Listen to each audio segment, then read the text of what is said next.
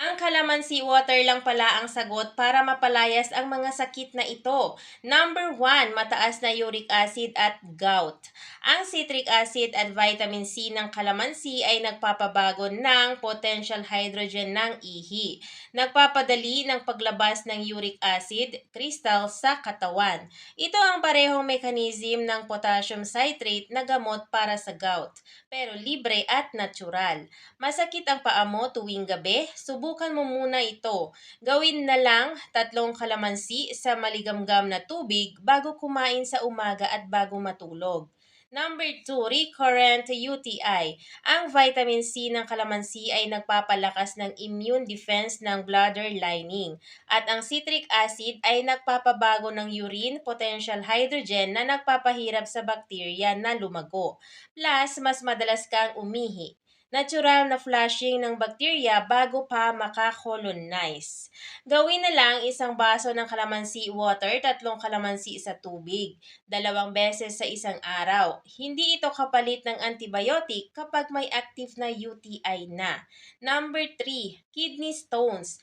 Ang citrate ng kalamansi ay nagbabind sa calcium sa ihi, nagpipigil ng crystal formation. Sa isang clinical study, ang regular na citrus juice ay nagpapababa ng kidney stone recurrence ng hanggang 50%, kasing epektibo ng prescription medication. Gawin na lang 2 hanggang 3 kalamansi sa tubig, umaga at gabi, araw-araw. Kailangan consistent ang susi. Number 4, mataas na blood sugar at diabetes.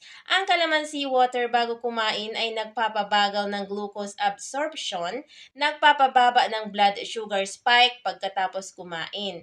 Ang nobiletin at hesperidine nito ay napapabuti ng insulin sensitivity.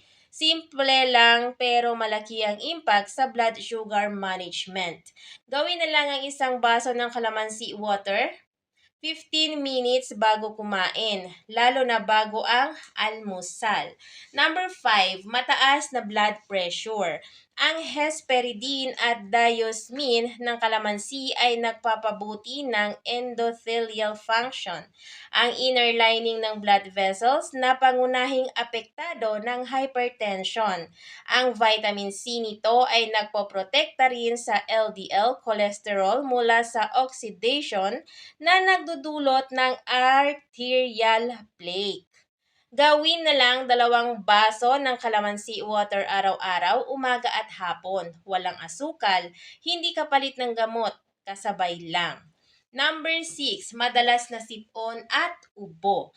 Ang kalamansi ay mas mataas na vitamin C per gram kaysa sa orange at lemon. Pinapalakas nito ang neutrophils at lymphocytes, ang immune cells na lumalaban sa respiratory infections. Ang limonene sa pill ay may antiviral effect pa. Gawin na lang sa unang pakiramdam ng sakit 3 kalamansi sa mainit na tubig at 3 beses sa isang araw. Another day, another health awareness.